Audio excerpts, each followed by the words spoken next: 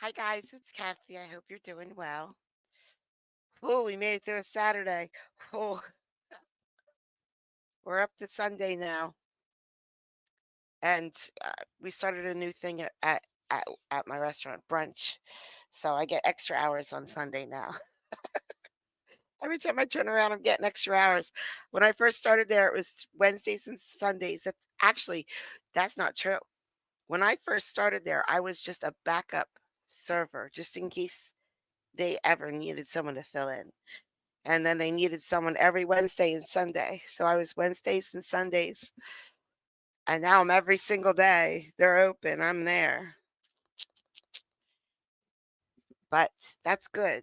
Money, money, money, money, money, money. Brunch. Oh man, this is the first time they ever did this. Oh, cat. They they cooked everything for the brunch menu for the servers today, which they have never once done before ever. I'm gonna try to throw something at my cats. It didn't work. Anyway, so I got to taste it all this morning. My chair is stuck. There we go. And it was so good. So good. So I'm sort of excited for tomorrow, especially for the mimosas and the Bloody Marys, which I haven't tasted yet, but I'm going to in 4 hours. And I'm going to bed as soon as I get off work because I opened and closed yesterday, and then I open and close tomorrow, and I haven't been to sleep yet.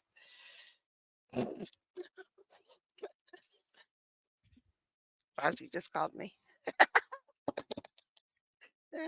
Fozzie, did you like that? Okay, so we're getting so close to the day that I'm getting antsy and nervous and jumpy. Tuesday's a big day. I don't know what's going to go wrong, but something's going to go wrong. Hopefully, it's fixable. I mean, I know everything's not going to go great Tuesday. I just hope that anything that goes wrong is fixable. Like if I miss my plane, that's not fixable. Um, so let's not hope that goes wrong. If they only give me 4 peanuts instead of 5 peanuts in that little bag, fixable. Joking. They're not giving me any peanuts. I got the cheap seat. I don't know how many people total are coming. I only know of 3-ish. But I think more are coming. I think there was like in Discord 7 or 8 or something said interested. So I changed my voicemail message for Fozzie. Yeah, no free booze. Don't worry, I got it covered. I know. Says you only have to go 2 hours early. Well, 3 hours for international, 2 hours for domestic. But don't worry, I'm getting there earlier than that.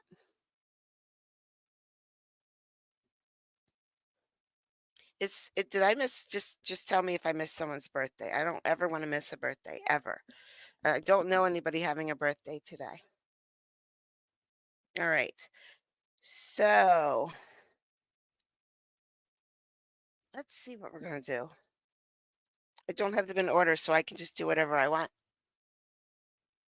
All right. Let's do this. It's broken down into 2. I hope the sound is okay on these. I hope it's not going to blow our ears out. Well, Alexis That's fine. Flores, 24 CR 1365. Hello, Mr. Flores. Is that you?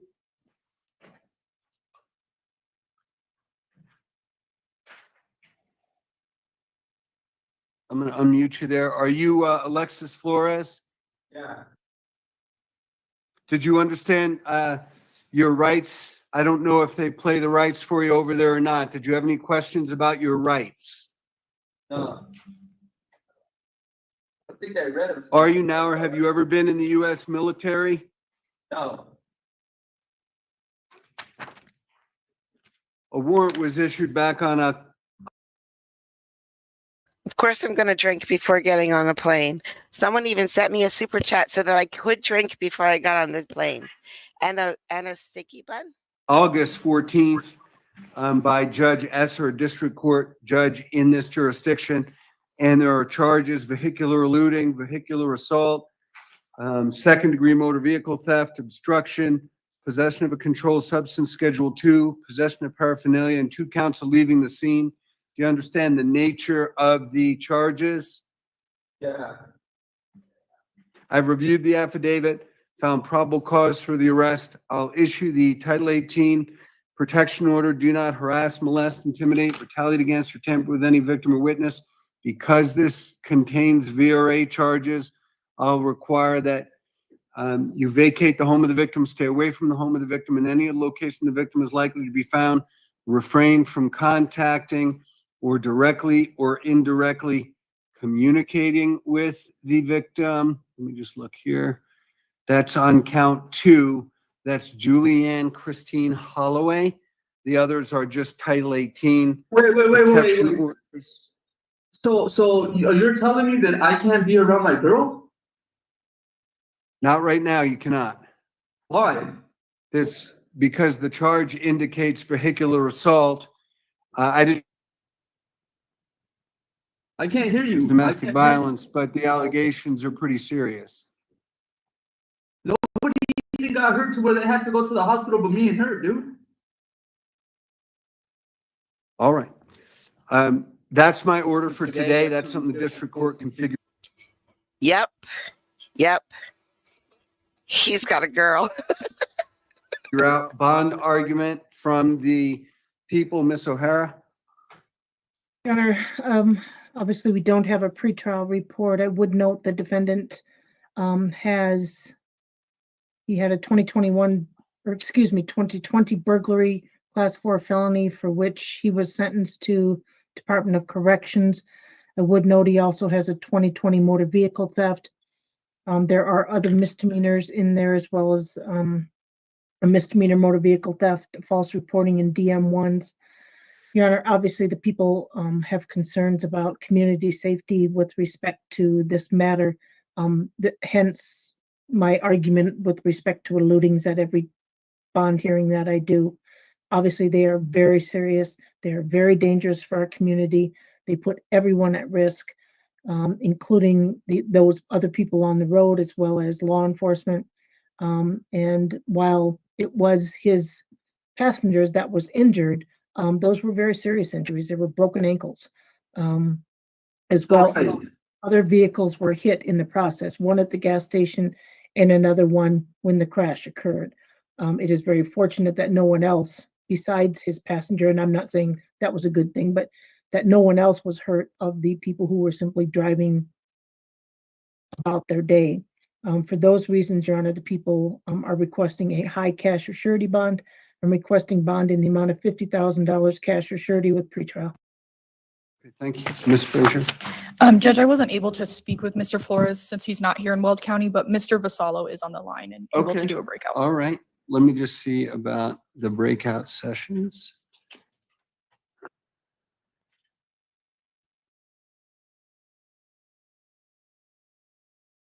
I will. From Judith Bruce. I will say hi. All right, let's go to where they get back from the breakout. Yep. He's got a girl driving, eluding the police, hit a car, got into another accident with another car, and she broke both of her ankles. Ms. Flores, did you put them back in? Or are they there? Are we? We're back in here, Your Honor. This is Mr. Vassallo. Okay. All right. Mr. Vassallo, good afternoon. Any argument? Good afternoon, Your Honor. To start off, my client does have significant ties to the community here in Colorado. He's lived his entire life in this state. He currently lives in Denver. He's living with a friend who owns a house. He's paying them $250 a month to live there. He also does have a 2-year-old daughter who currently is living with their mother, but client does have shared custody, and my client does financially support his daughter when he does have money to do that. He also has other family members that live in Colorado, his dad, aunt, uncles, brothers, cousins, so significant family ties to the state as well. My client is working, but it's very off and on. He's painting houses. It's really slow right now. Last month, he made somewhere between $400 and $500. So more than half of his money is going to rent, and the rest of it's going to just basic needs, food, utilities, etc. So he breaks even every month. He does not have any kind of savings. he's not able to afford any kind of monetary condition of bond. And so with that being said, we are asking for a personal recognizance bond or a low cash or surety bond, Your Honor. All right. Based on the allegations, the court and the criminal history, and at some point the defendant said, I can't have contact with what sounded like my girls, so I don't know if this is supposed to be DV or not. The court is going to set bond the amount of $35,000, cash or surety, with pretrial services. Appear at all future court dates. Report the pretrial services. No drugs or alcohol. Comply with the protection order. Do not violate state, federal, or municipal laws. Will have monitored sobriety based on the drugs that were present. The next court date, since there are charges filed, October 9th at 8:30 in Division 15. And I've been told in this circumstance, Ms. O'Hara, I direct the people to do the video writ. I believe And that's then, correct. yeah, go ahead. Go ahead. No, I believe that's correct, Your Honor. And is the in custody date the October 9th? Yes, October 9th at 8:30, and then out of custody, November 7th, 2024 at 9 a.m. in Division 15. And that will be it for today. One more thing, that is a video writ, correct? Yes, Thank you. And he's in Denver? yes. Thank you.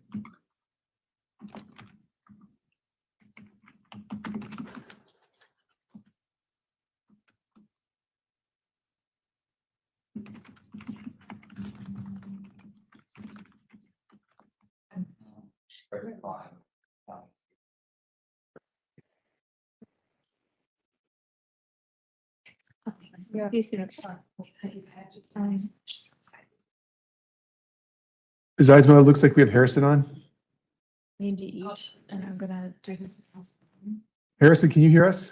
I can, Your Honor. Okay, welcome. Are you okay? This is number 60 on the docket, 23 CR 7055 Harrison. Thank you. Victoria Eidsma on behalf of Harrison, who's present in custody, appearing virtually from the jail. And Melissa Fox appearing for the people. Your Honor, we're requesting to continue the jury trial. I've spoke with Harrison. Harrison's prepared to waive speedy trial in order to effectuate that request. Based on Mr. Cooper being out, and then I'm also in that trial in 5A until October 26th. Neither of us will be able to prepare or be ready to move forward for that trial. So we are requesting to continue so that someone can be prepared with a waiver of speedy trial. Ms. Fox? Your Honor, the people object. The people are ready for trial. We have under subpoena 2 witnesses. One is an out-of-state DOC writ. The other one is an out-of-state or in-state, DOC writ. Although I understand what the court's ruling will most likely be. Okay. With the waiver, the court grants with the representation made by Ms. Eidsma, the issues with her office and availability, I will grant that motion with the waiver speedy, but we lost Harrison. I'm still here, Your Honor. I'm just in audio only. Okay, that's fine. Harrison, it's my understanding that you're going to waive speedy trial. Is that correct? Yes, sir, Your Honor. You understand what that means? Yes, Your Honor, I do. And are you doing this freely and voluntarily? I am, Your Honor, yes. Okay. Your speedy trial is April 4th, 2025.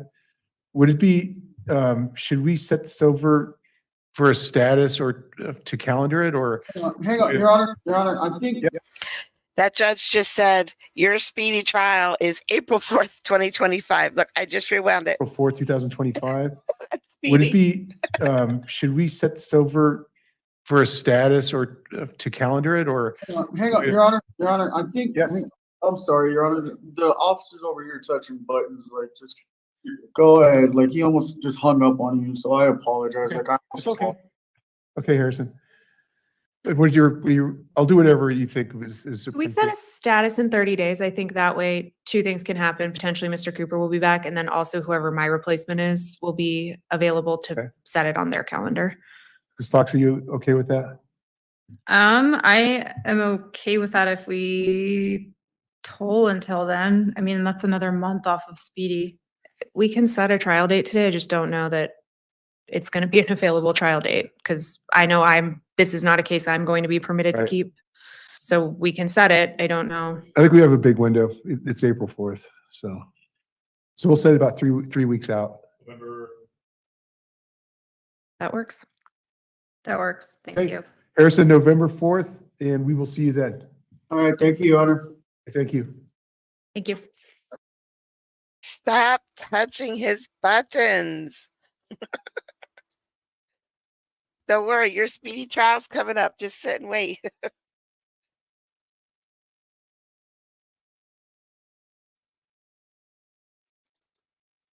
Yes. Yes. Okay, I think it's this video. Listen closely because the audio is not great in this courtroom. We hear the judge okay though, so that's all that really matters. But this guy, it sounds to me when this guy walks up, he says, "Hello, Judge Reeves," with a V. But I really thought it was Judge Reese. Didn't we see the placard? Or did we see the placard or did we just hear it? Remember that day? Um, all right, I don't remember now. I don't know if it's Reese or Reeves, and I'm not Googling it. We're just gonna have to figure it out. I'll just. Judge Reeves. Yes. Sir. Did you hear that? Hold on. I'm gonna play it again. I'll just. Judge Reeves. Yes. Sir. He said Reeves. Mr. Self, that was supposed to be wrapped up. Yeah. He was with. Yeah, she was pumping gas. Bonjour. And she actually, I went one day to the store. She's actually very good at it. Well, yeah.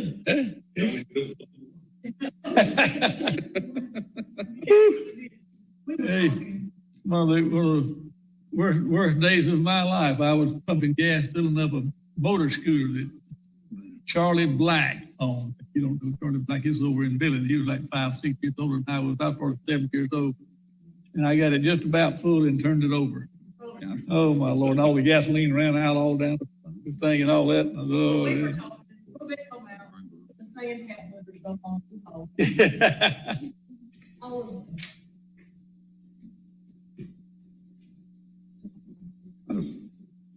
Yeah, let me see that.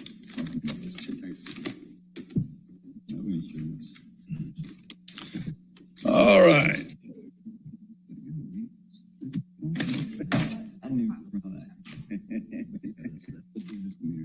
And it's Colquitt. You Mr. Jonathan Penton? Yes, sir.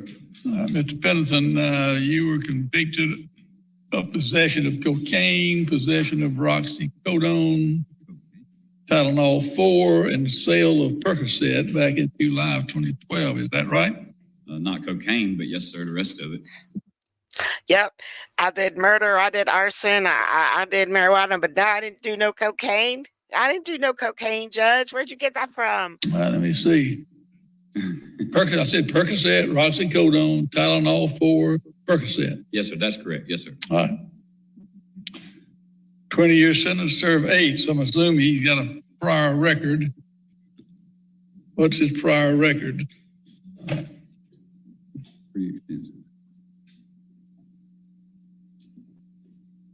Mr. Palmer. I'm looking. A theft by taking in 2000. The forgery in the first degree in 2001.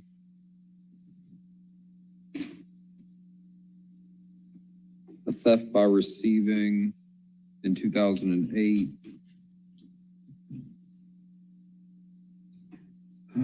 Interference with government property in 2010.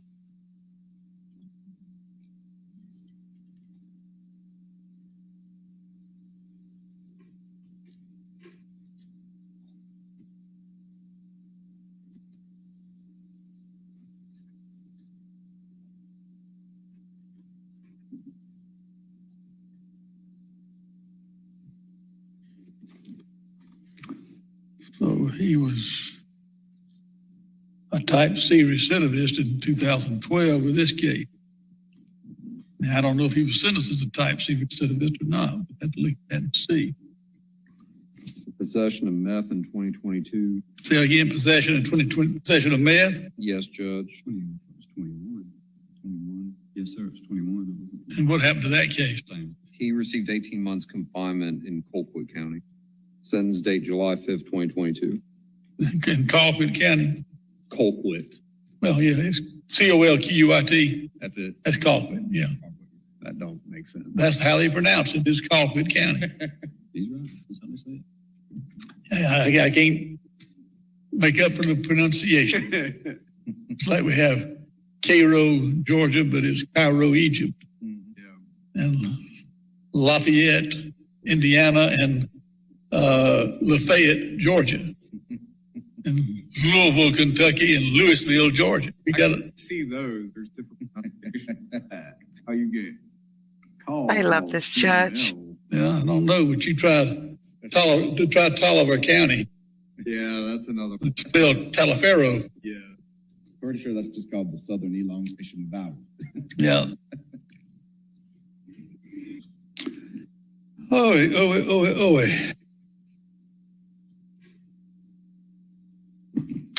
All right, Mr. Penton, they now allege that you violated the terms and conditions of your probation. How dare you say that? How dare you say that with Judge Reeves or Ricky, I whatever his name is. Yeah, it starts with an L and then they just mush some stuff together real fast. And then they say that's the way to say it. You were driving with a suspended license and gave false information to a law enforcement officer. And that you were then apparently, that's back in August of 2024. Back in July of 2024, you were apparently in some difficulty with your probation officer. They instructed you to report back to them within 5 days from your release from the county jail. Don't know why he was in county jail in July on 2024, but for some reason he was. And I know why. He was in jail in July. You want to know why? Because they knew. The jail knew. I wanted to hear this judge say July a couple times. They was supposed to report within 5 days and did not report. They attempted to find him and he was no longer listed at the address that he had given him. He's had a prior revocation, 30 days in the county jail. What's the state's recommendation? 170 to 180 days PDC.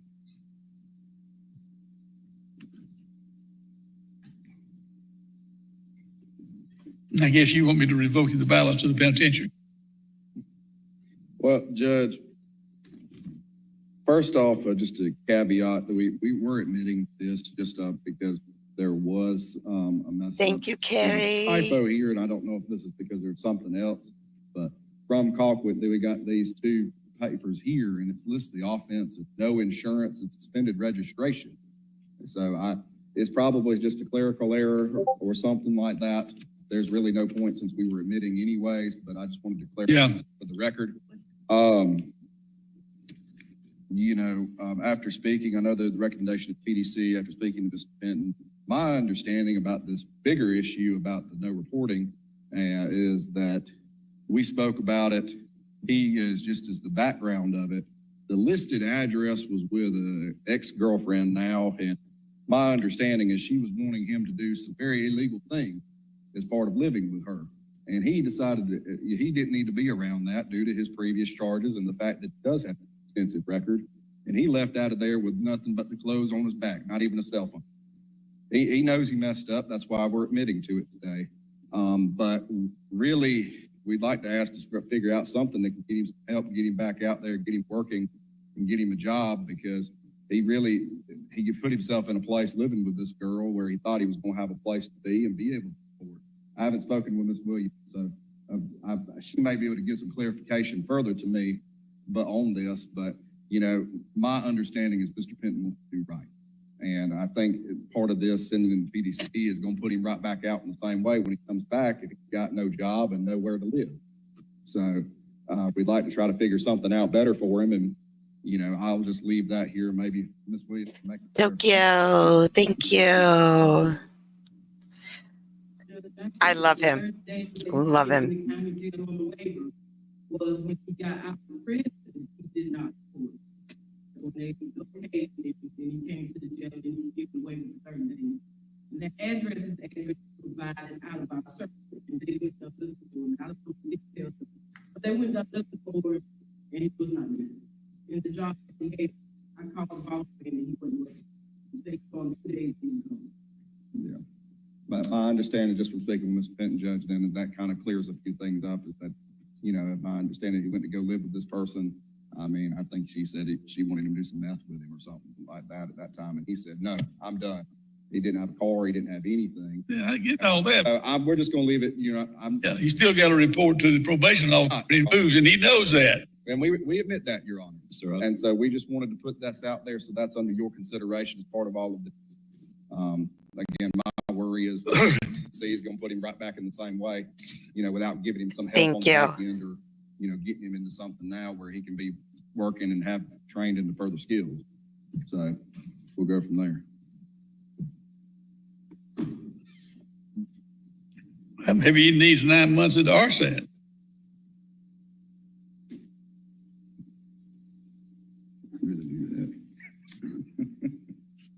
He needs help. I believe what Mr. Penton was telling me is that he has some concerns based off of what he's heard about RSAT. I have concerns too, but some of the RSATs are very well run and they're very helpful. Some of them are not so well run. You got drugs in them, all that. Yes, sir. You got problems, but you got a possession of meth back in 2022. And he failed to give correct information to the law enforcement officer. No, sir, that's not true. That's what they say here. I have the tickets to prove what I was arrested for, sir. I'm sorry. That's what we were talking about earlier. I know. As we know, that's listed there as that is giving false information. You know, we do have tickets that say otherwise. I understand. Yes, sir.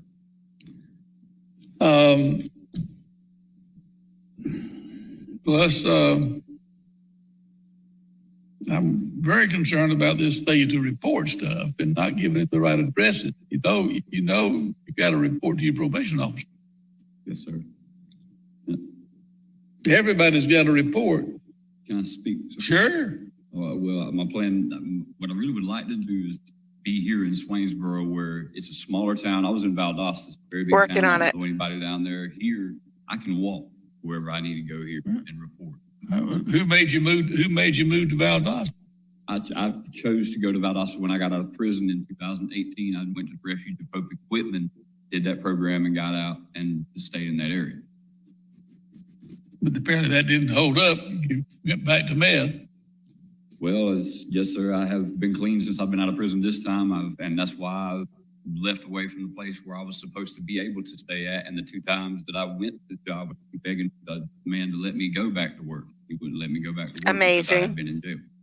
Because what? Because I had been in jail. You had been to jail? Because I had, but yes, sir. Yeah. When I was released, he wouldn't let me go back to work, sir.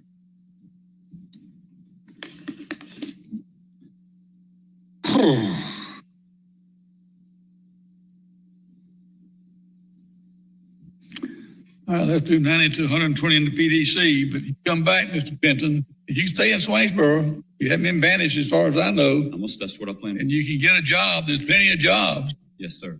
But you got to get a job and work a job, and you got to report to your probation officer. Now, you got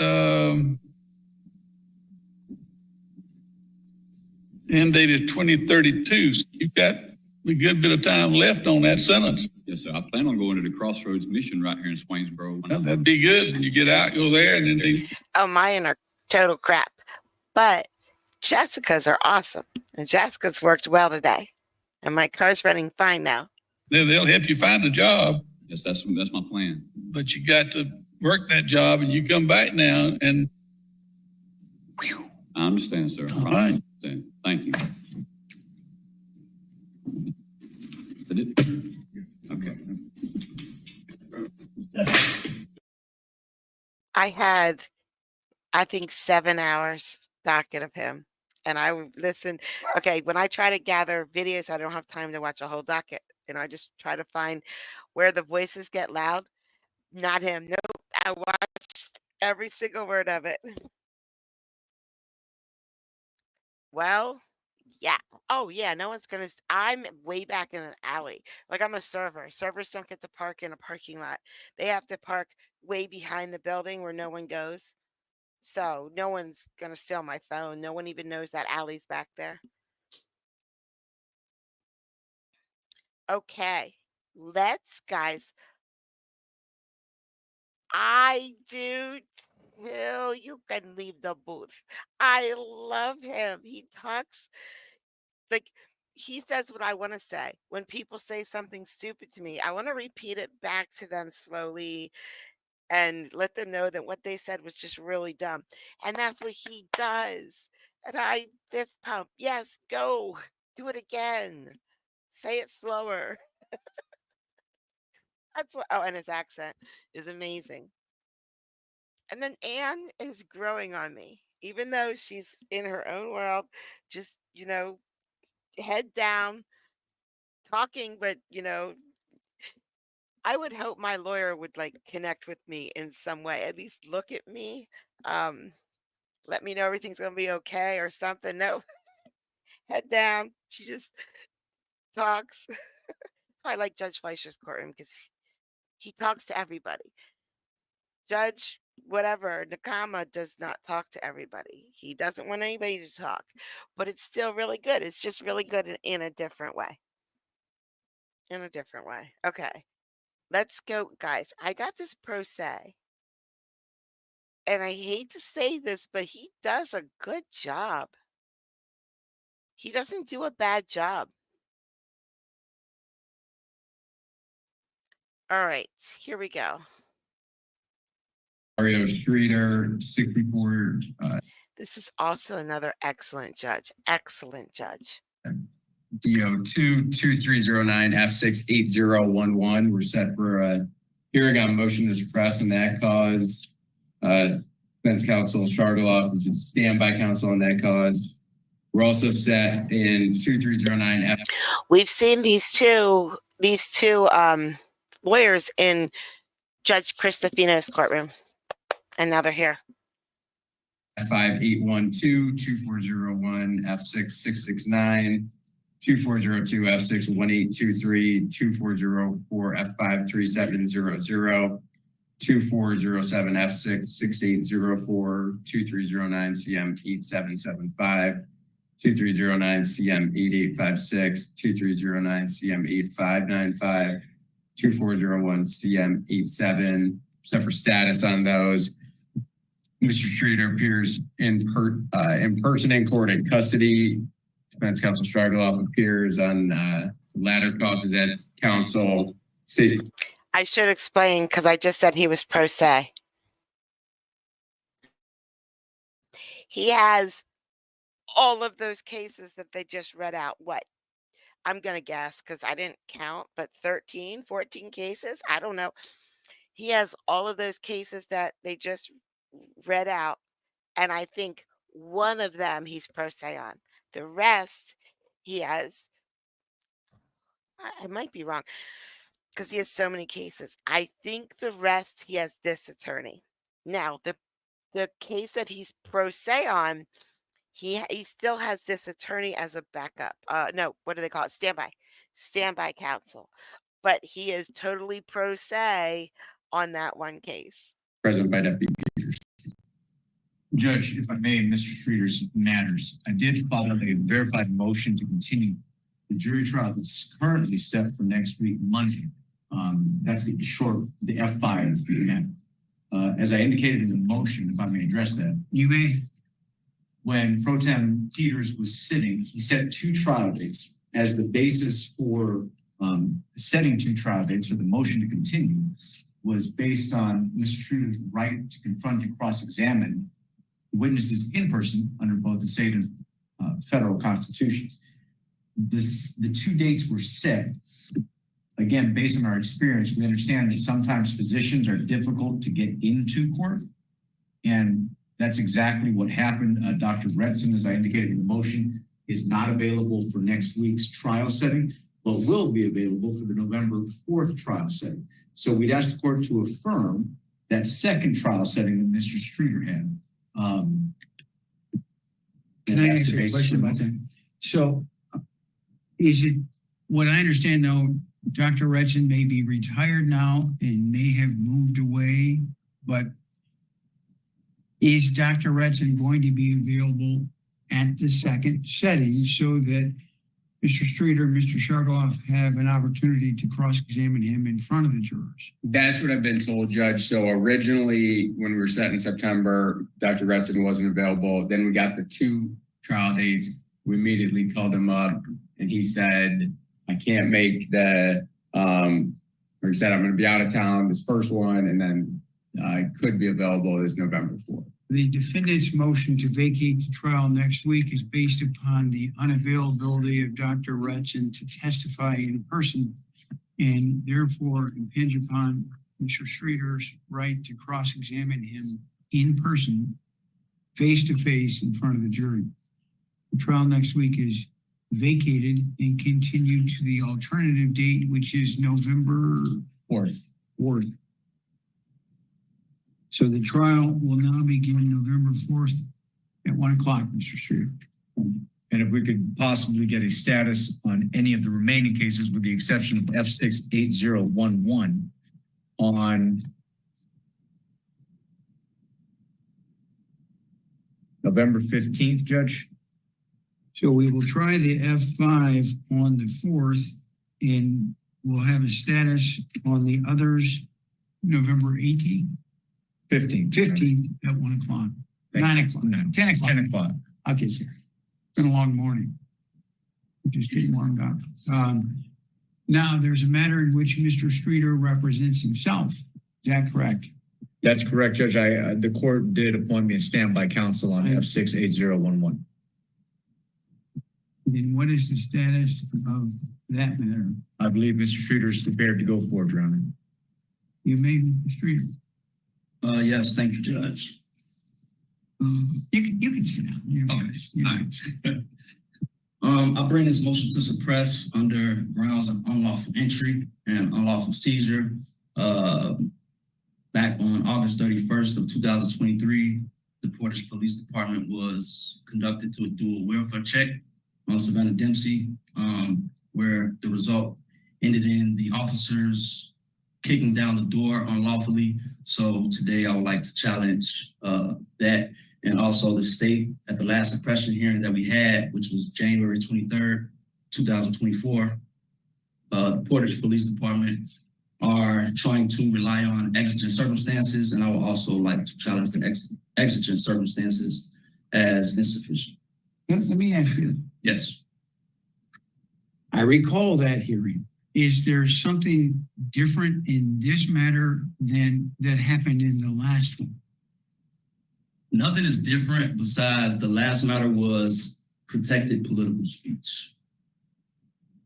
So the motion is kind of different, yes. Because this motion is unlawful entry and unlawful seizure. The last motion was protected political speech under Article 1, Section 9 of the Indiana Constitution. I don't recall exactly what the grounds were as we sit here now. And Judge, I could just give you a brief summary. So it was the, I have Sergeant Lightfoot on Zoom, and I would just call her and just brief testimony. But on the first one, it was the disorderly conduct warning and that being protected political speech, and then everything should be suppressed. And then you eventually denied that motion. So I don't think any facts have changed. I think this is purely a legal argument. I just have Sergeant Lightfoot here, mainly just to reintroduce some evidence that I believe you've already seen. I don't know if we need to watch a body camera again, and then Mr. Streeter could question her on any relevant topics. Do you want to do that now? Yes, sir. All right, let's do it. Okay.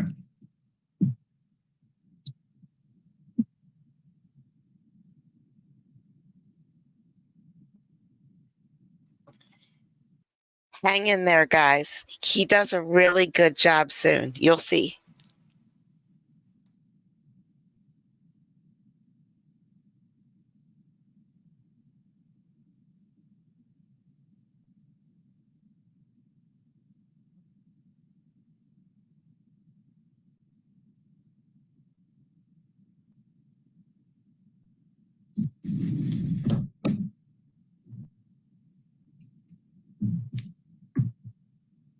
Are you there, Sergeant Lightfoot? Yeah, I'm here. Can you hear me? Yes. Can you please state and spell your name for the record? Hold on. Let's do this. Raise your right hand first.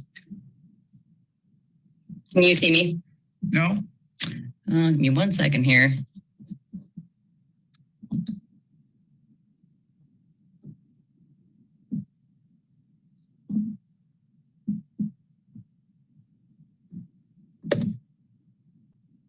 Are you there, Sergeant Lightfoot?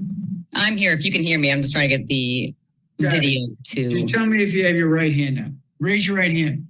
Yes, sir. It's up. Do you swear or affirm the testimony you're about to give will be the truth, the whole truth, and nothing but the truth? Yes, Your Honor. State and spell your name, please. Her name is Laura, last name Lightfoot, Lightfoot. Mr. Peters. Thank you. And Wasn't that his standby counsel? But where are you currently employed? Oh, The Portage Police Department.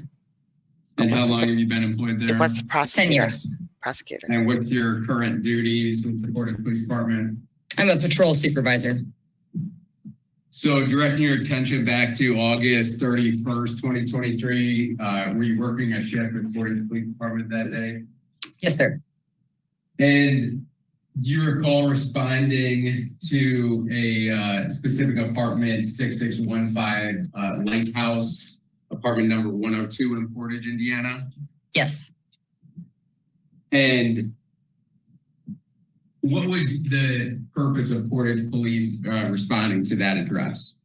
It was a welfare check on a Savannah Dempsey that was called in by her parents. What is a welfare check? In this instance, they were concerned that she was in an abusive and controlling relationship with a male named DeMario that she'd been with for 8 months. And so just generally speaking, what are you doing when you're conducting a welfare check as a police officer? We go and make contact, get a feel for what's going on in the house, see if there's any injuries, see if there's anything that sparks a red flag for us. When you say make contact, what does that typically mean from a police officer standpoint? We obviously want to make contact with the person that the welfare check was called in on. In this case, it would be Savannah. If we could question her and see if there's any insight we could get and possibly speak with the other half, the male half in this situation, it was Ario Streeter. And tell me about, in your role as a police officer,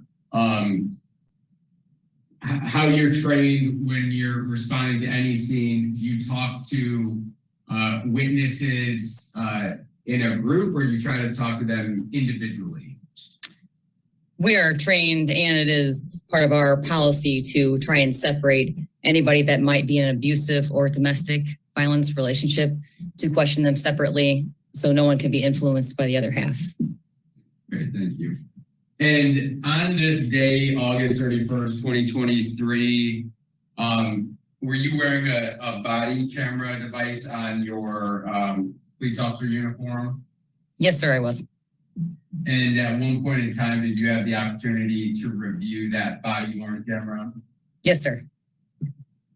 And was that a true and accurate reflection of what you observed at this 6615 Lighthouse 102 on August 31st, 2023?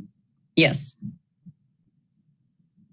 Your Honor, State moved to admit State's Exhibit 1. Any objection, Mr. Streeter?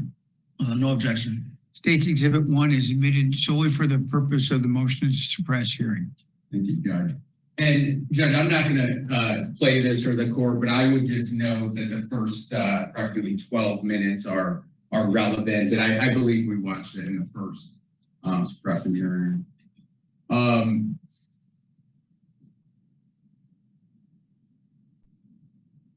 Now, Sergeant Lightfoot, what you recall about now eventually that the door to this apartment was entered through by the Portage Police, is that correct? Yes.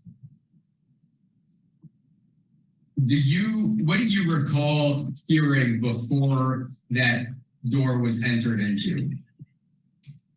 Shortly before, I'd say 10 to 20 seconds before. We're having some trouble hearing you. Oh, can you hear me okay now? Yes. Okay.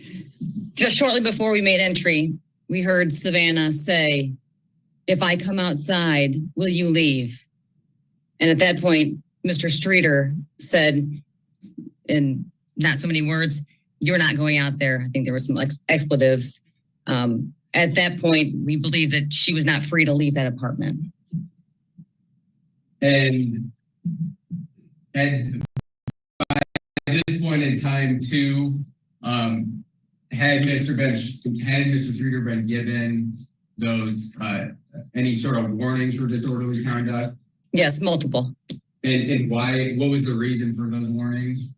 While we were speaking with Savannah through the door crack, a few minutes in, he started screaming to us from behind the door. Before that, we had not known he was there. And then let's go back to you you entering into that door. How was entrance into this apartment 6615 Lighthouse 102? How was that entrance made? It was forced entry. The door was kicked in.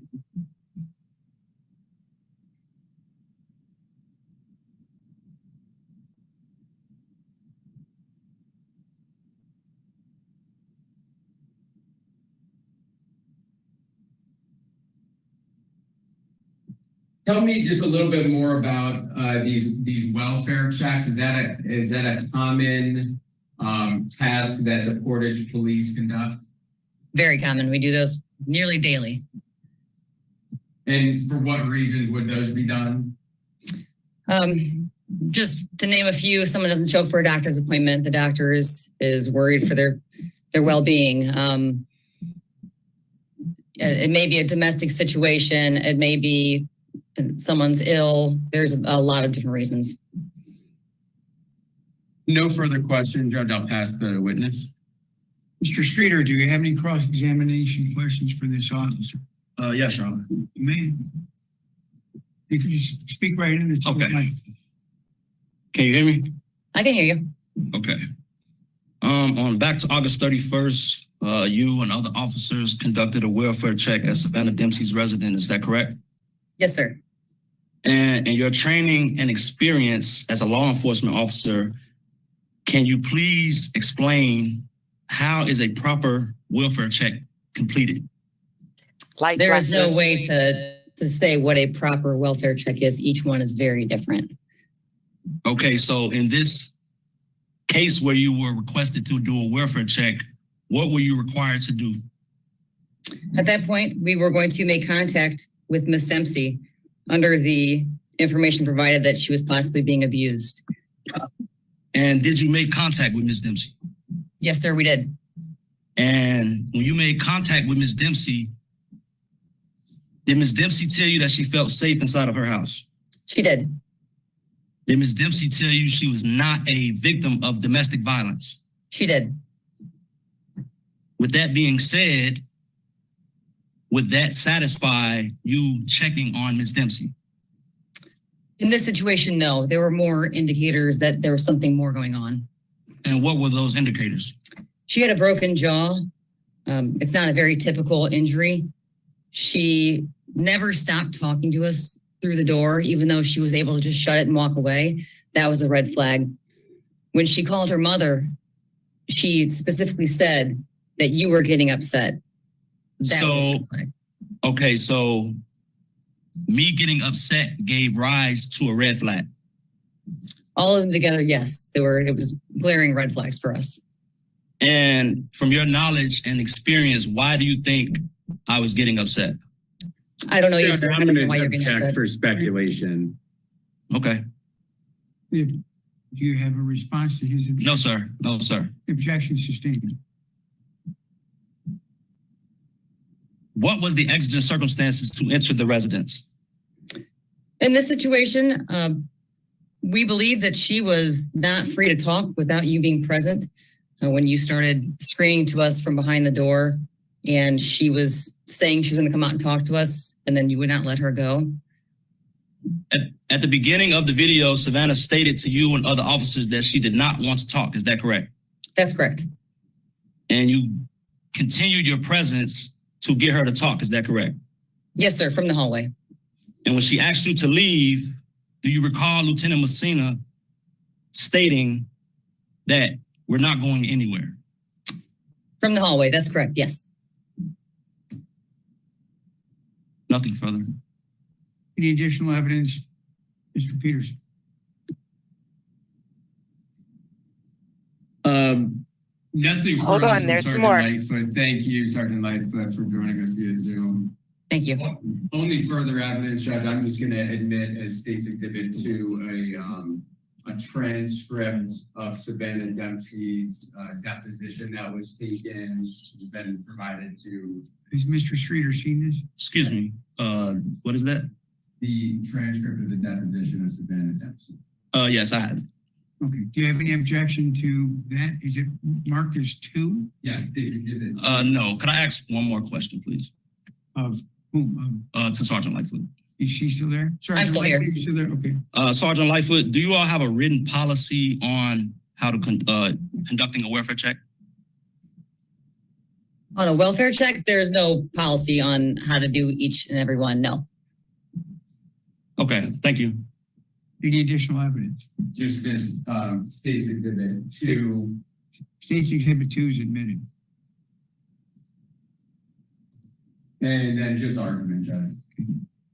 Well, why don't we do this? Why don't, unless you have specific. Okay, here, now we get to the argument. Now this guy does his thing. Portions of the transcript, why don't you give me a chance to read it? I do have specific portion just for one purpose. Okay. Because there's 2 ways to go. You can give me a chance to read it, or you can tell me what parts matter, and then I can rule now. I'll tell you what parts matter, Judge. Are you ready for argument? Well, what parts can I say this? So, and this is a limited part of the state's argument, but I'm admitting this deposition. I direct your attention to State's Exhibit or page 5 and 6 of the actual. This is the short page 5 and 6. So just on the second page, where Savannah Dempsey is talking about she's the only one on the lease. Ario Streeter is never on my lease. He stayed the night with me. Now we're on to page 6. Okay. But he was not living there. He was not on my lease. So that's just a small part of the state's argument that not sure that standing has been developed. But the larger part of even putting that part of aside, I'll be brief with this. The state's position that the intrusion was reasonable under the totality of the circumstances, doing a welfare check on Savannah Dempsey. State's belief is if Savannah Dempsey walked outside, answered the questions, the police would have left. And maybe nothing further would have happened. We talked about the warning for disorderly conduct. That's on State's Exhibit 1, creating some exigent circumstances. I'm coming out, Mr. Streeter saying no. In the state's I'm going to edit it out. Don't worry, Michael. response, the state had asked that all the first motion to suppress transcript and the pleadings be incorporated into this. In that case, the state had cited multiple cases, JD Stage, about defendant speech interfering and obstructing with police actions, refusing to cooperate with the police investigation, barring the state. But when it all even putting all that aside, even if everything that Mr. Streeter alleges is true, CPV state, new crime exception to the exclusionary rule. That even and so that's CP, and that's an Indiana case. And then the United States Supreme Court that goes along with the same tune is Hudson versus Michigan, the attenuation doctrine. What's the causal connection between the Fourth Amendment violation and the evidence objected to? And if it is so remote, it should not be excluded. CP is the case talking about the new crime, and that there was an illegal seizure of a person, and then the new crime is committed. And so the courts say, yeah, that was a Fourth Amendment violation, but that new crime conviction was ultimately upheld on appeal. So the state's just asking that the defendant's motion to suppress be denied. Mr. Streeter. Yes. So the state and the Portage Police Department are relying on exigent circumstances. The Portage Police Department was conducted to do a welfare check. The welfare check was completed. Savannah Dempsey answered the questions. He said, yes, I'm fine. I feel safe inside my home. I don't have any problems. I'm not a victim of any domestic violence. The welfare check should have ceased at that moment in time. When Savannah Dempsey asked the officers to leave after she answered all of their questions, the officers should have left. I have multiple case logs here. Sergeant Lightfoot just testified that a red flag to her was Savannah Dempsey on the phone saying, DeMario is getting upset. That was a red flag for her, and that gave rise, in her mind, to exigent circumstances. United States versus Cole, 437 F3D 361, head note 9. For purposes of a warrantless search, exigent circumstances are generally required to exist before the police knock and announce themselves. In Kentucky versus King, the United States Supreme Court case, the Supreme Court reasoned that the exigent circumstance rule applies when the police do not create the exigency. So in this matter, we didn't look at the evidence or the video today. But I remember it. Yeah. I remember it well. When Savannah first came to the door, she was just asking, hey, what's going on? I'm cool, I'm fine. The police made Savannah Dempsey upset. At some point in the video, Savannah started crying, asking the officers, begging the officers to leave. This was created by the police. Sergeant Lightfoot is saying me being upset is an exigent circumstance, but there's no danger. No threat was ever made to any officers. No threat was ever made to Savannah Dempsey of any harm. What is the exigent circumstance? It was well argued. Anything else, Mr. Streeter? If only he would have just went that extra step right there and saying, you know, the police created that circumstance and that's against the law. They can't create the circumstance to allow them in. Yes. Sergeant Lightfoot gave a subjective belief of an exigent circumstance. I have case law that tells me a subjective belief is insufficient to justify a warrantless entry. No, don't go there. The exigent circumstances that they are trying to assert is insufficient to Driftwood, justify wrong the chat. warrantless entry inside the home. And also to effectuate an arrest inside the home, an arrest warrant is needed, whether you have probable cause or not.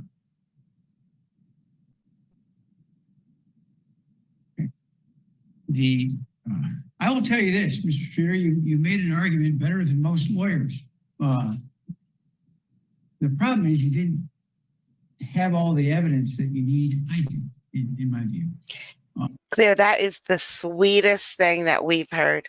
It just is. Thank you. And so, and I'm going to explain what I'm going to do. The motion to suppress is denied, but I'm going to go further.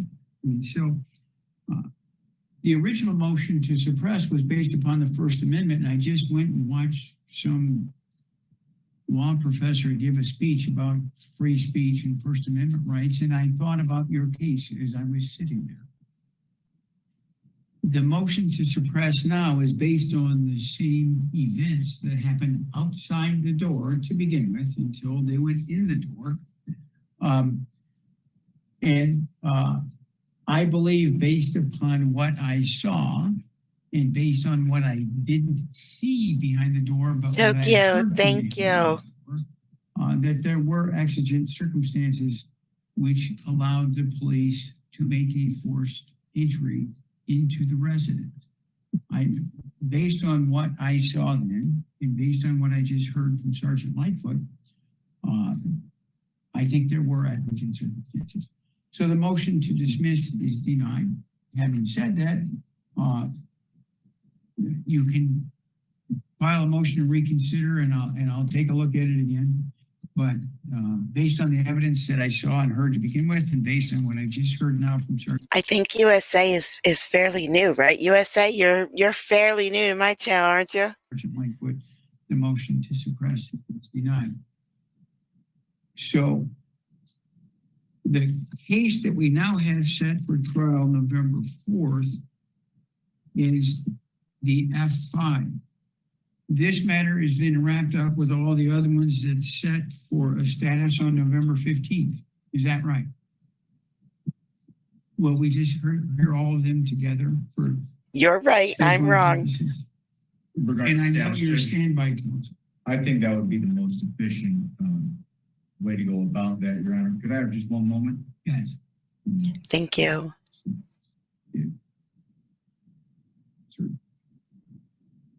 Question? You may. And as it relates to F68011, Your Honor. With you denying the motion to suppress, going forward, I'm asking, would you consider, if I were to file a petition for interlocutory appeal? Well, I can tell you this. What I'm not allowed to do is to say what I would do if you do something. Okay. Okay. I will tell you this. You have a right to do whatever you think you can do. I can't give you legal advice. If you file certain things, then they have a time to respond, and then whatever the law is based upon that, if you file it, I'll take a look at it. An interlocutory appeal is an appeal that goes to the Court of Appeals before the case is completed. For that to happen, I would need to certify that to begin with, and then the Court of Appeals would need to accept it before it goes to trial. But that's the only explanation of the law that I can give. I can't give any. No, that's fine. advice. That's enough. I will see you for trial November 4th we're doing it at 9?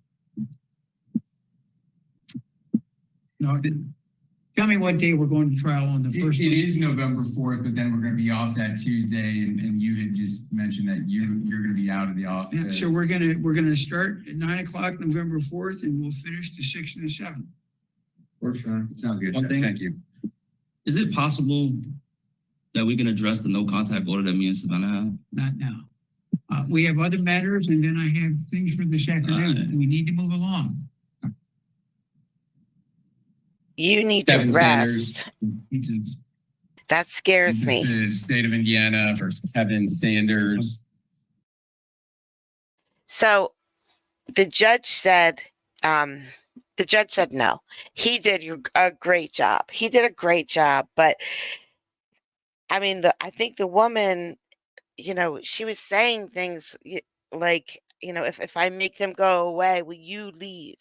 And she had her jaw broken by this guy, and the police already knew him. He was already, having issues with them. And I know, Lori, I know. So they heard the conversation. They heard him screaming at her from inside the house. And that's all stuff that we didn't get to see in this video, but it's stuff that made the police think, no, this is not okay. There's something wrong here. So I don't know if they were right by kicking down that door. I don't know if they should have left when she said everything was okay. I don't know, but if I was a police officer, I would I would go the wrong way on the side of caution. I would kick the door down, even if it's the wrong thing to do. Better be safe than sorry. I would rather get in trouble later than read about her in the newspaper. So that's why I like serving, because if I give someone blue cheese instead of ranch, it ain't no big deal. When I was writing code, if I forgot a semicolon, the university went down. I know this. It's true. I know it is. Anyway, it's fine now. All right. Time for Fleischer. I had to split it up for today and tomorrow. So, we get what we get today, and then we still get some tomorrow. And I was wrong, guys. He's working on Monday. He's not taking Indigenous Peoples Day off. The court's open on Monday. Yeah, no semicolons to worry about, but lots of other things. I love Python though. Anyway, sorry guys, here we go.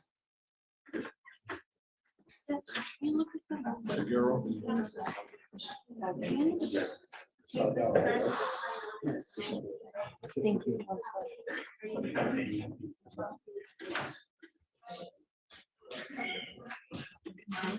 Yes. Shreya, on Miles, we're still doing no contact, right? Yeah. Okay. Yes.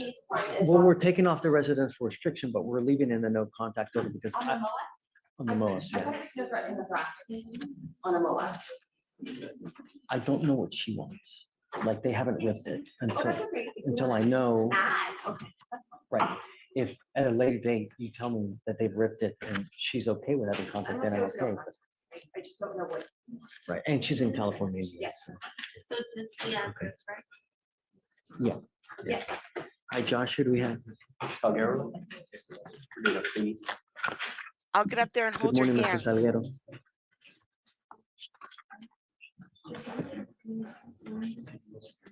Mr. Salguero, you're charged with burglary of a motor vehicle. You're facing up to a year in jail and or a $4,000 fine. What have you guys worked out? It's a time served. We sent the two TDC on his felony revocation.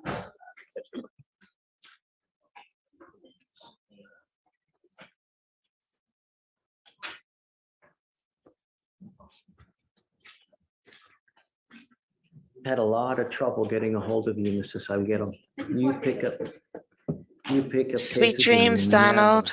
come to court. I had one bond at 15,005 because you repeatedly failed to show up. The only advice I'm going to give you now is you're headed to prison. From now on, you are nearly what's called a true habitual. When you have 2 pen trips, you're labeled a true habitual. Is this 1 or 2 for you? Pen trips. First time, sir. Okay, from now on, anytime you pick up a serious felony, you're looking at a minimum of 15 years to life. So I would be very careful what you do, because like I said, when you're labeled a true habitual, you're looking at a minimum of 25 years to life when you pick up a serious felony. So when you get out of prison, wash that jail funk off and be good. It's not hard. Is it the DWI? Is that what he's going to prison for? Such a stupid crime. All you have to do is push a button, $20, anywhere you want to go. And now, just keep that in mind next time, You give up a lot of rights by entering into this agreement. You give up the right to a trial, right to compel witnesses to testify on your behalf, confront and cross-examine your accusers. If you're not a citizen, there are possible immigration consequences. You can be deported, excluded from the country, denied naturalization. You give up the right to appeal. So once you plead guilty, you can never change this. Is this what you want to do? How do you plead to the offense, or guilty or not guilty? One more thing I'm going to advise you on. You live in Texas. People like their guns and they like their cars. And I cannot tell you how many times we've had someone who's had this same charge where they've gotten shot. I did. Careful. Next time, you may very well end up with a hole in your stomach. There are only 10 types of people in this world, Kelly. People who understand binary and people who don't. Good luck. Okay, I also had a Mr. Vale online. are we gonna do that, Thank you please? so much. Can you give me 1 second so we can knock out Mr. Roach real quick and then you do the other, please? Sorry, Josh, let me just do this real quick.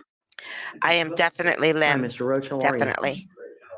Good, thanks. So your lawyer, much to my reluctance, has convinced me to set your bond at $500. And I'm doing it for one reason only, because I want you to get the help that you need. And so I'm going to put a monitor on your ankle so I know where you are. And we're wanting you to go to the Gulf Coast Center to get that help. If you fail to do it, I'm making it a condition of your bond. So if you don't go and you just blow us off and you take off, I'm going to revoke the bond and I'm not going to play this game with you again. This is not going to happen. This is so that you get the help that you need. Do you understand? I'm not going to warn you again and I'm not going to play this game again. Okay, great. Thank you. Done. Okay. Thank you so much. Mr. Roach, make us proud, man. Yeah. Yeah. So I want to make sure. 501.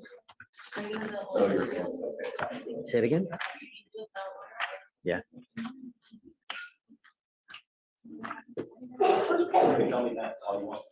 Josh, are you okay if we do the plea?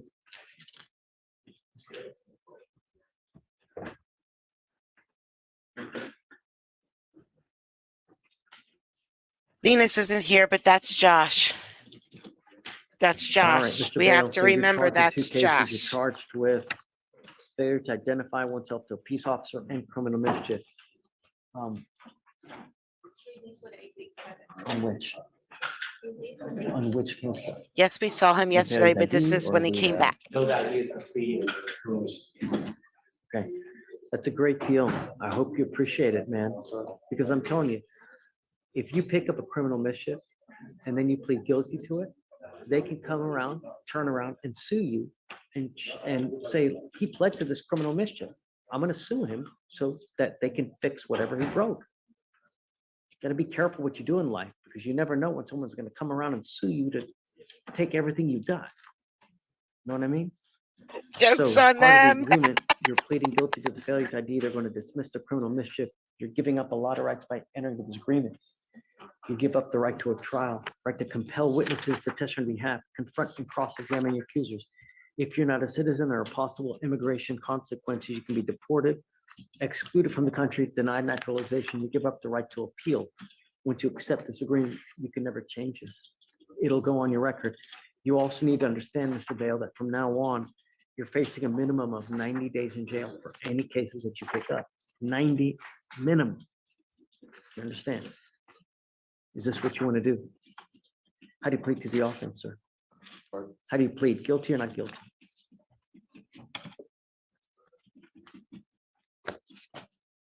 Are you guilty of the offense? All right, I'll find you guilty. I'll send it to you. Good luck to you, sir. Okay, thanks, Josh. I hear. Natalie Villarreal. Linus, his name is Josh. Are you Linus, his name is Josh. guilty of the offense? All right, I'll find you guilty. I'll send it to you. Good luck to you, sir. Okay, thanks, Josh. I hear. Natalie Villarreal. She went down and took drug tests and passed it. Okay. Because she's worth it.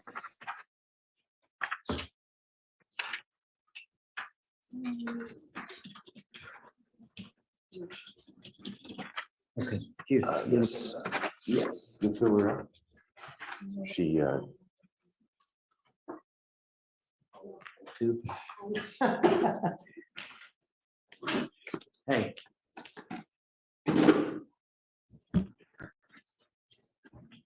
Okay, what happened, Hugh? She passed the drug test. She did? Yes. Wonderful news. Is that surprising? No. Are you sure? She knew she was gonna pass it. Good job. Okay, great. Don't miss again. Okay, bye. Have fun. You too. Take care. Thanks.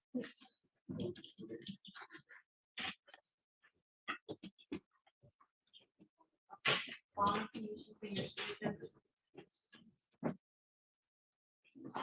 you're so needy. Why are you so needy?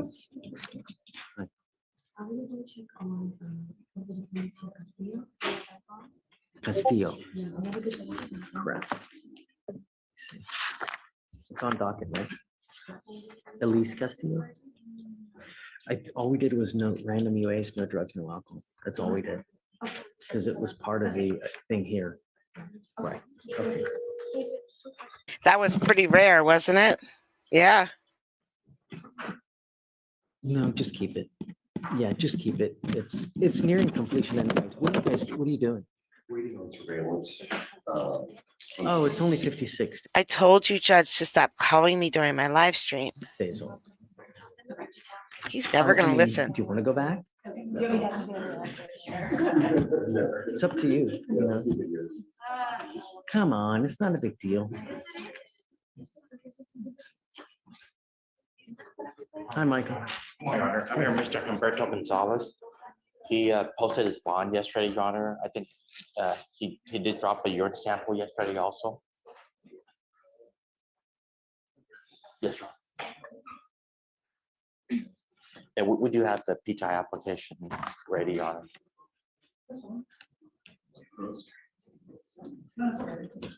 He already did the TRAS, so we just need a contract. He's done the TRAS? Okay. I don't remember. What was the bond violation again? What was the bond violation? I can remember. It was like the misunderstanding about the 2 days in a row. I don't know if you remember of like me going like one day and then. Okay, don't miss. No, yeah. Don't miss. I went yesterday else as well. Good. Just don't miss. Okay, so what? This was the one you reinstated yesterday and you sent it for a drug test. Oh, that's right. Okay. I told Michael. We sent him for a drug test? You weren't here yesterday. That's why. Okay, great. Okay, don't use. Okay, good. We'll just, let me see how old this is. So we'll give you like, I don't know, 2-3 weeks. I don't remember her name. Thank you. All right, good luck, Mr. Mayor. Anna. On Collins, the revised bond conditions are in your queue. If you're-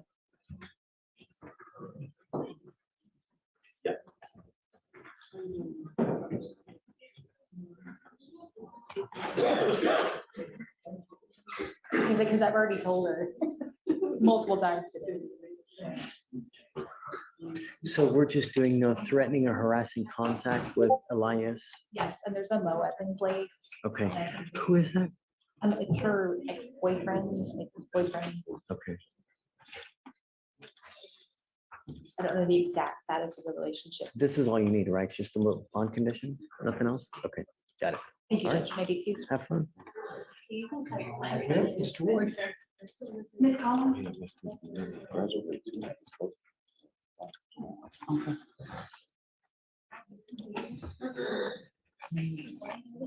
Lori, what was his last name again? Mr. Roy. How's jail?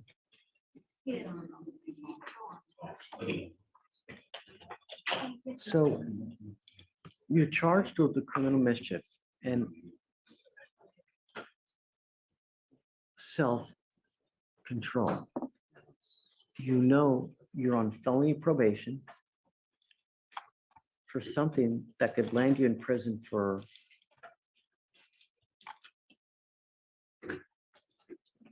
10 years. Have you been to prison before? How many times you been to prison?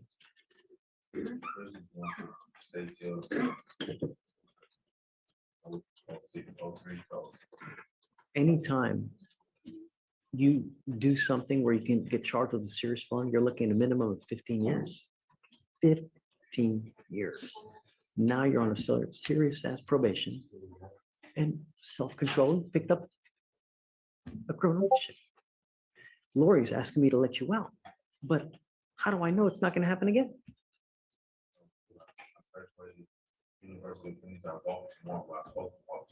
I've been social and I've been productive here.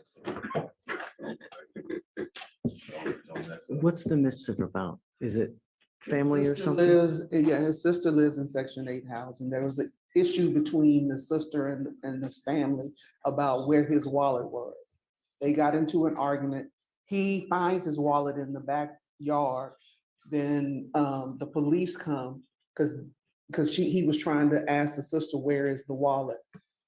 The sister says she leaves, then comes back, and there is damage into an iPad and a wall in the Section 8 house. Where's he gonna go? He doesn't live there. He stays someplace else with his grandmother, I believe. Yes, sir. And he works a job. Does and- grandmother want him to stay there? Yeah, he's been on there since his probation. He's been on probation for 3 years without having any problems, getting ready to graduate from Is university. that right? You've been on probation for 3 years, no problems? 2 years, yes, sir. No problem. Been in school, been working the whole time. No problem.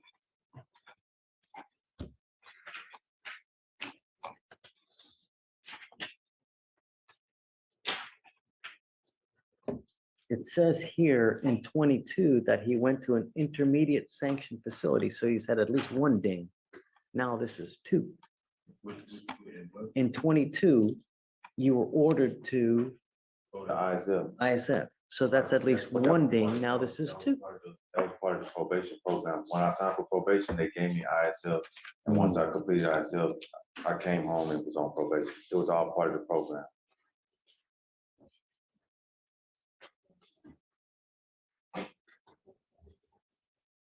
Okay, I'm not giving you another chance though. If I find that you start acting a fool in the free world, that's it. I'm not gonna play this game with you again. You pick up another case, you start violating conditions, because I don't want you to talk to your sister. No talking to the sister, no going to the house, nothing. Is that? Yes, sir. That's thing. Weapons. Yes, sir. I mean, you're so close, you know, I would venture to guess that if you, do you have everything done in the felony case?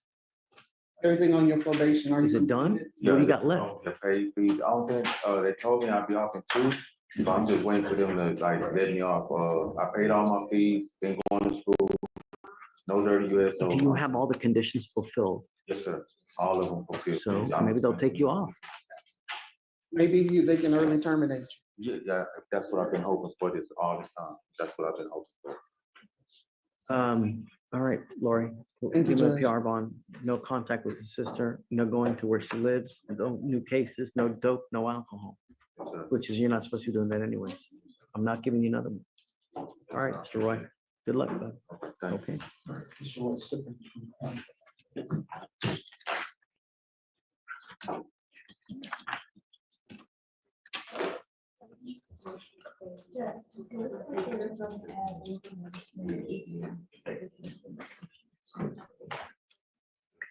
Lori, if you want to let her know.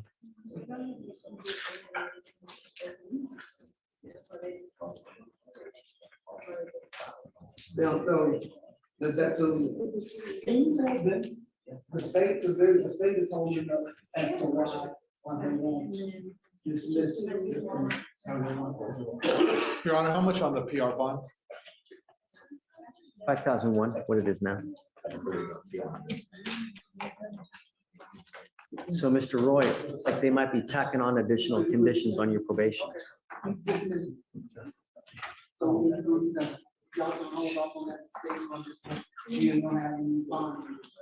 Wait, what's going on?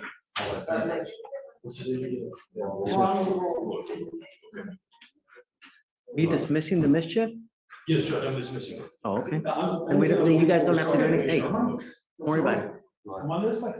It was your lucky day, man. Dismissed. Go play the lottery.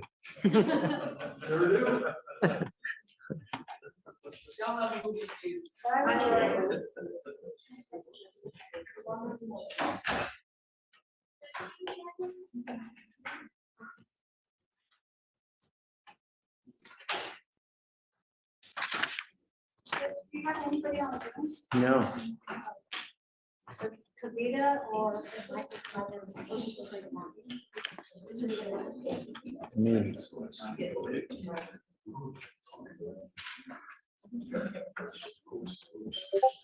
Do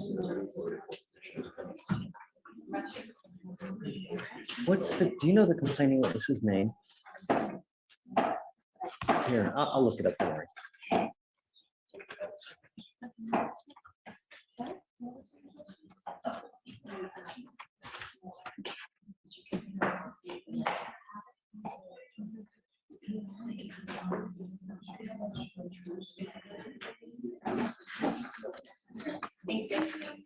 Here, I have, Shreya, I have this. You need me to open the door? You need me to open? Oh, that's okay. Y'all can, I just was trying to avoid y'all having. Oh, that's fine. Okay. Thank you.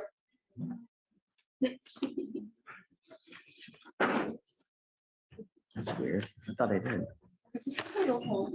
Today is not. Don't even go. Don't even go there.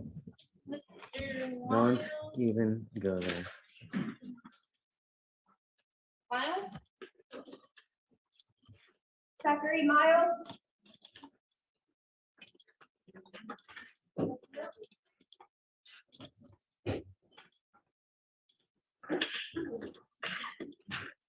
You sign here. You sign up with your copy. Right here. I think. Oh, you know what's sad, guys? I'm not sure. I wasn't keeping track of days or anything, but it feels like Michael should be able to get his name back at any time now, and the channel's gone.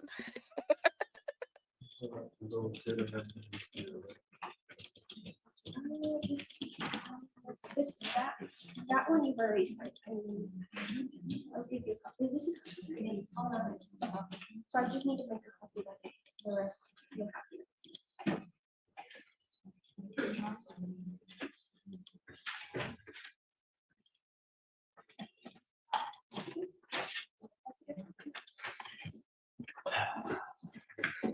You want to go through the list? Yeah, I just want to see them all. All right, judge, page one. Top of page one, the section right here on the line. Go for today and just fill out the check.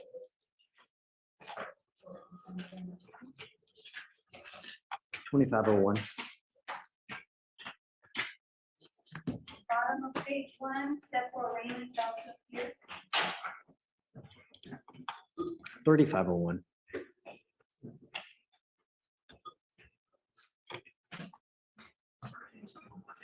Page six. Hold on. Vale, like 3-1. I forgot. Hey, did you see that? He has a nice pen. 3-8. Okay, I forgot to put it. Okay. Sorry. Page six, Curry. Therefore, Raymond goes with here.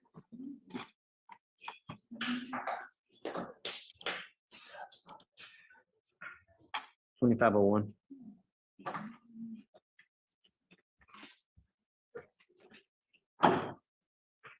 You can go.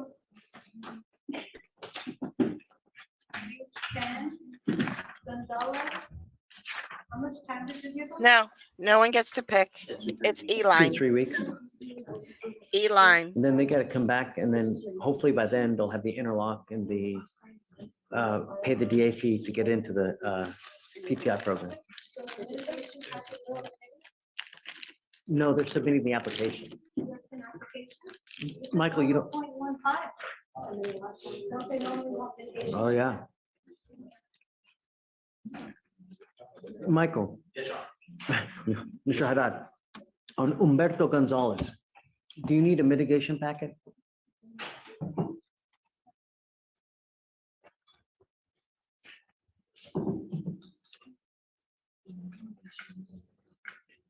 Yes, this is a crash DWI, and it's got above a 0.15.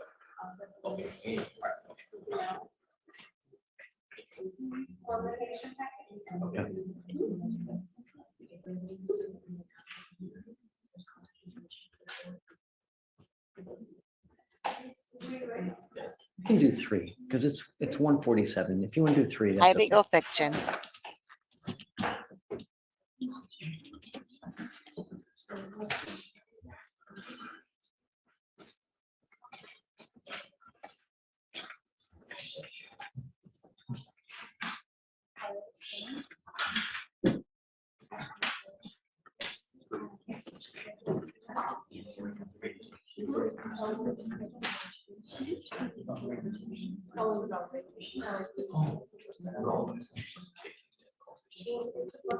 I'm stupid, but are they playing Boston? Is New York playing Boston next? No.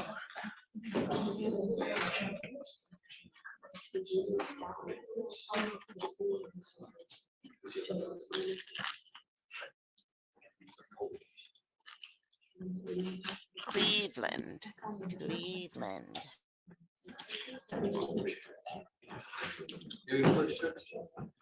Yeah, Judge.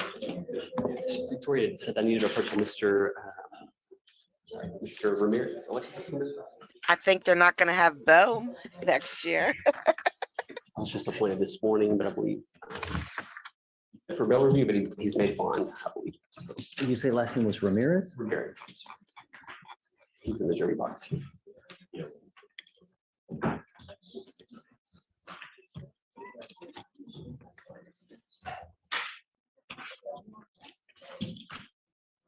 Alexis Ramirez, right? Yes, sir. Josh. That's Josh. We remember. He already had conditions. I have Shreya appointed to it. 246-4303. Yeah, I have Shreya appointed to it. Oh, hold on a second. She withdrew. Oh, yep, she withdrew. And then I guess you got appointed today.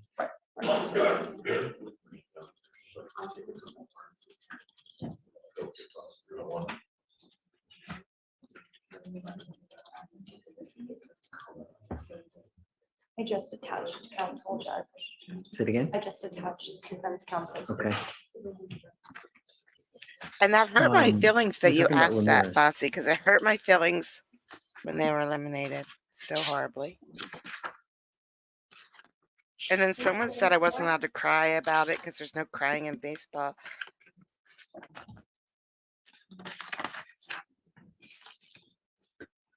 Come up, Mr. Ramirez.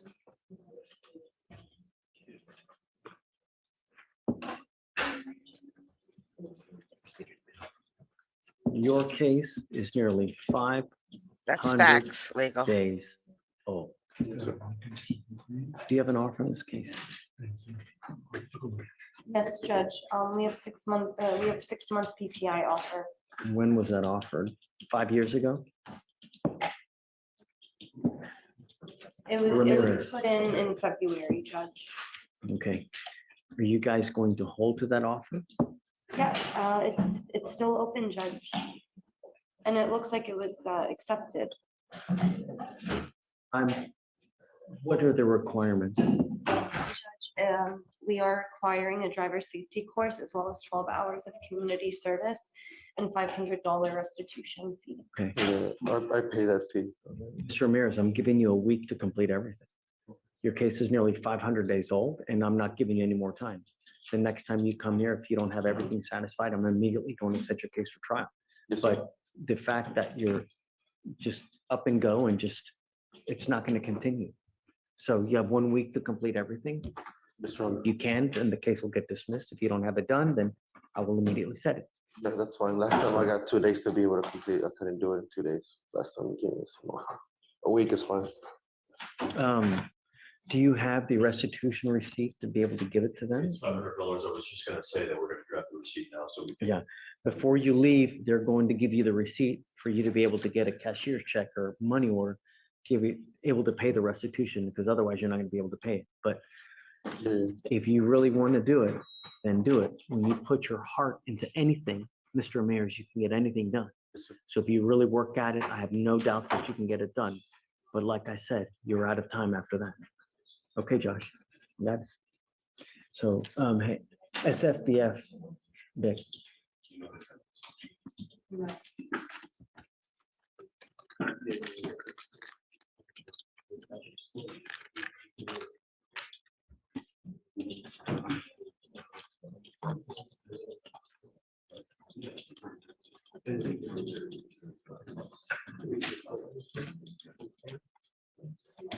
I think he has to go to the bathroom really, really, really bad. Hey, Judge, on page 23, top of 23, came back negative.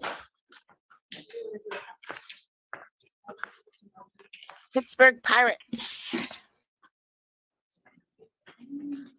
Unless there's a really cute guy on another team.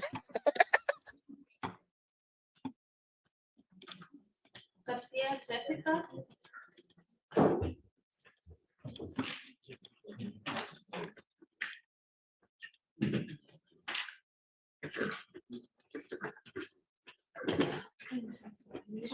You can reach out to the MAC, please.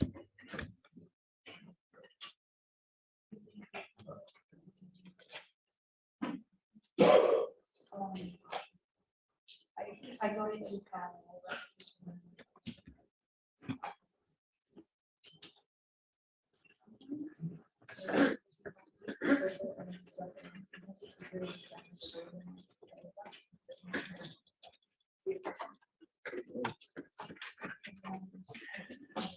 Hey, there is, riddle me this, there is a registration requirement on the second indecent exposure conviction, right? Yes, there is. There is. And now the new statute came out to our third one now, state jail. The New York Giants have the best pants in football. Unfortunately. Yeah. But before it was misdemeanors, filed on misdemeanors, there was no felony enhancement for illicit exposure until recently. Wow. So that was. But, oh, whoa, wait, are you saying that third indecent exposure is a state jail? It is state jail, Okay, yeah. but I'm talking about registration because, Oh, yeah. I mean, I'm curious as to whether he's registered. This is a fourth. Oh, the indecent exposure guy today. Yeah. Who knows?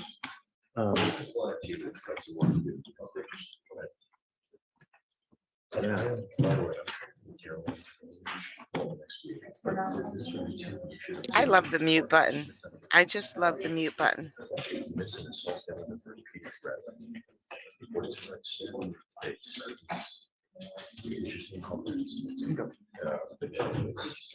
I don't know, it's something that there's gotta be training. Who's in charge of this? Who's in? He's still there. He's been there forever. Watch, it was Victoria and now we banned her. Joking, joking, joking. Always look at priors. Always look for every case. You should be looking at priors, every single case. Maybe it's in the middle, they're in the middle of the night. I don't know. They're tired or. Yeah. This is one whole process. Do it like there, so we don't have to fix it. And you don't waste our time. We need to put conditions on this gentleman though. Okay, what's This is Paez Gonzalez. Okay, Because yeah. it's a fourth indecent exposure, so. Okay. Was this at like a park or something? Or? Apartment pool. So, Judge, I'm gonna have to ask the same conditions as the other guy. No areas with children, public areas like that. I mean, we look at his NCIC, see if he has any like priors with kids, anything like that. There's no crying in Just take a look, baseball. see what you see. Say it again.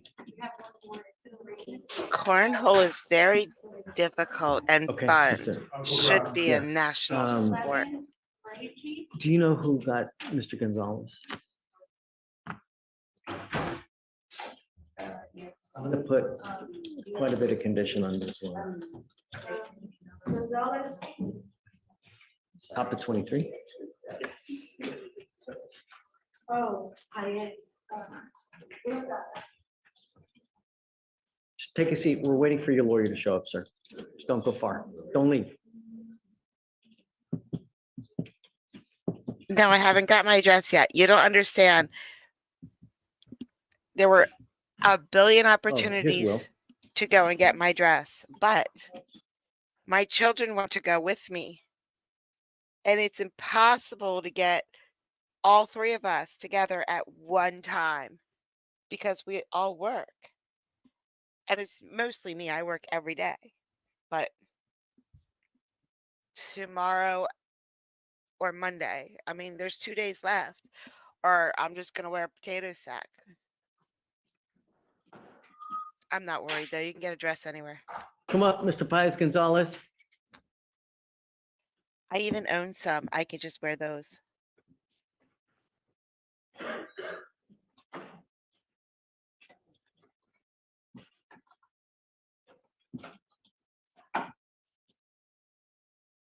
Hey, Will, thanks for coming back. Yes, sir. You know, Mr. Paez Gonzalez, there are a lot of things that worry me about this case. Number one, this is the fourth indecent exposure you have. A third is a state jail felony, and then you're looking at felony time, number one. Number two, when you have two indecent exposure convictions, you're supposed to register as a sex offender for 10 years. And if you don't, there are even It's all good more now. serious consequences. When you failure to register, that in and of itself is a third-degree felony, and you're looking at 2 to 10 in the penitentiary. So be careful, sir. You could be really looking at further charges if you're not doing what you're supposed to be doing. You need to inquire into this. I'm going to give you a lawyer today. These are things that you need to ask your lawyer to straighten these out, because if not, you could be Thank you, facing Kay. potentially more charges. Do you understand? Now, what do you do with yourself these days? Where do you live? Where is that? I think there is only one of I him, can't though. hear you. Speak louder. Wherever I do general services and general cleaning. Do you live in an apartment? That helped me. Who are these people?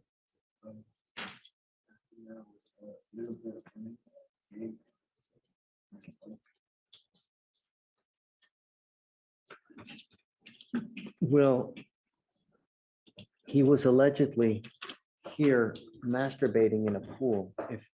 Am I right? Was it a pool? That's correct, Judge. An apartment complex. Yes, Judge. Which apartment complex is this? Do you have the name? It looks like Cedar Mills Apartments on that where you live? 7200 Clairwood.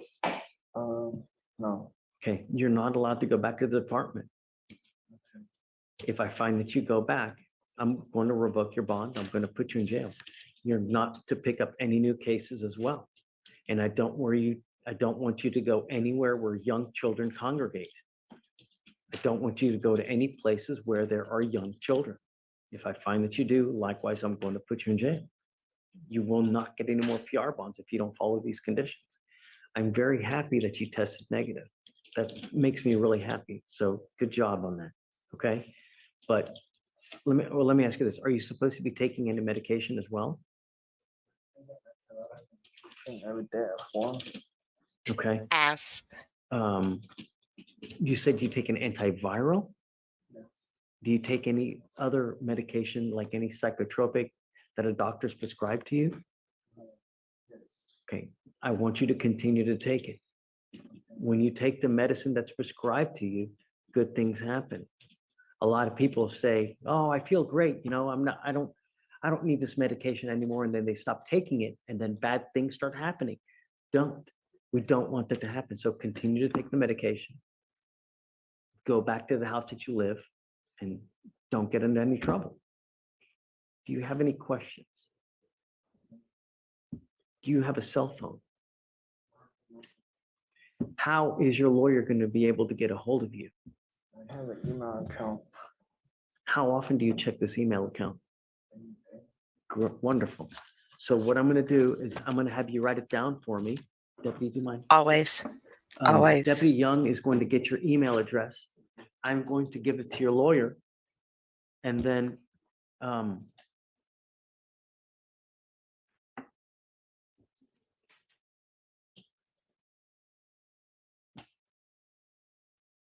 Hurricane swept. So the Georgia cases that I was looking at today, they were all the same as Texas. You remember Texas? I couldn't do this because of the hurricane, because of the hurricane, because of the hurricane. Now it's the same thing in Georgia because of the hurricane.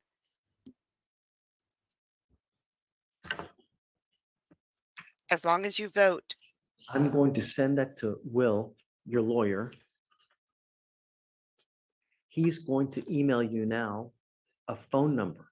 When you get back to the house, do you have access to a phone? Okay, I'm gonna record call it. him because you guys need to talk about this case. Once you do that, then I'm happy. I know that you're talking to him. You also must remain in communication with him. If Will tells me that you're not responding to the emails or phone calls or whatnot, and he can't find you, then I'm going to issue a warrant. Stay out of trouble. Don't pick up any new cases and stay in contact.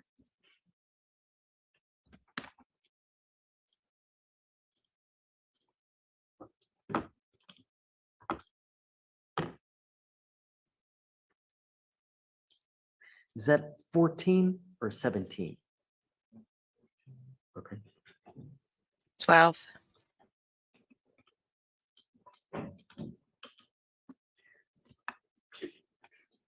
The reset that we give you now will also have your lawyer's phone number on it. We will circle it for you so you know which number to call for him. If you ever have any problems, if you ever have any questions, you can always come back here and we can always help you out as well. Do you have any questions? Okay, Mr. Baez, stay out of trouble and good luck. Okay? All right. Don't leave because we need you to sign the conditions and after that, you'll be free to go. So Michael, do you mind filing those? Already done, Judge. Okay, great. Judge, so that's states. States, yeah. And we're looking at December. We did it, guys. We made it to the end. We have about the same amount of time of Judge Fleischer for tomorrow. And then now that I know that I can't go to YouTube anymore, I'll make sure I keep a lot extra. So we always have some Judge Fleischer.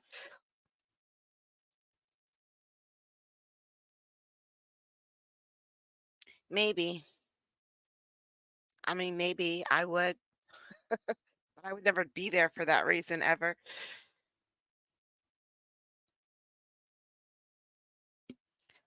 Okay. It's over. We did good. Listen, I have to be at work at 9:30. It's 6:30 and I haven't been asleep yet. I'm going to bed for a little bit. I got to work a double. But I put out shorts today. I didn't have time to do a whole nother video because I was working. So just rewind it back to the beginning.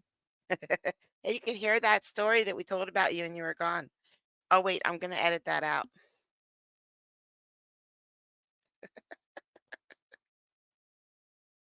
You did? I think you did. Thanks, Tokyo. Lisi, you have a good day too.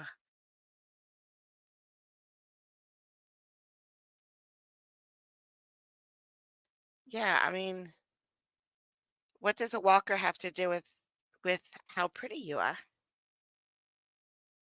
It has zero to do with that. Bye, Lori. Go rest. I'm gonna say that to you for another 2 months, maybe. At least 2 months, and then I'll let you not rest a little bit. So just listen, Lori. There was a point in my life where everything wasn't going great, and I had this group of friends online who were sort of similar to me, and all I did was, even though I didn't want to, I just listened to them. No matter what they told me to do, I listened to them. I did exactly what they said, especially when I didn't feel like it. And everything changed because I did that. So listen to Nan, listen to JoJo, listen to me, even though you don't feel like it. And you'll be better. You'll be much better. Thank you, Fozzie. Bye, CJ. I will see you guys all. Oh, blueberry cake. I had blueberry French toast today. It's on our menu. It's so good. It has this cream cheese frosting. Ugh. Ugh. Yep. Yes, you should always listen to CJ. She's very, very, very, very, very smart. Good. All right, guys. Behave. I will, Tokyo. Thank you. I'm going to. I hope I can fall asleep. I hope I don't just go up there and I just got off a stream, and believe it or not, public speaking doesn't relax you at all, ever. But aw, Fozzie, thank you. I just hit the wrong button. Thank you, Fozzie. Thank you. Bye, Linus. Oh, sorry. I'm gonna get in trouble if I call you Linus. Bye, Liniki. Haha. Say that. Did I pronounce that wrong, Mr. Commenter? Oh man, I hold a grudge. That was days ago. Get over it. Bye, guys. See ya.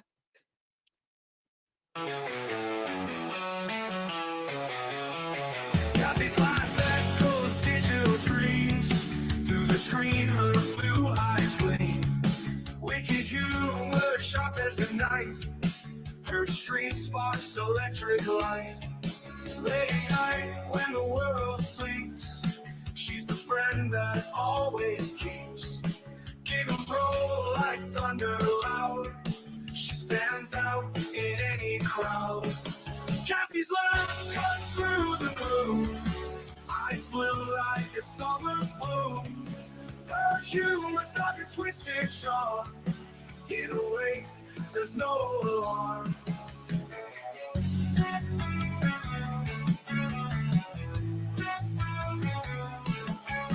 Tales waiting to the night. Her laughter feels just right. Even when my world turns gray, with a giggle she lights the way. Her eyes near a sky so blue. In her jokes there's a truth so true. With each string she brings the light. Turns dark days into bright. Kathy's laugh cuts through the gloom. Eyes blue like a summer's bloom. Her humor, dark and twisted, sharp. In a way, there's no alarm.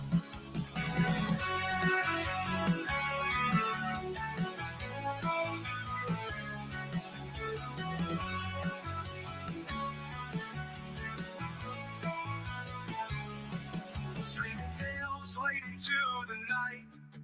Her laughter feels just right.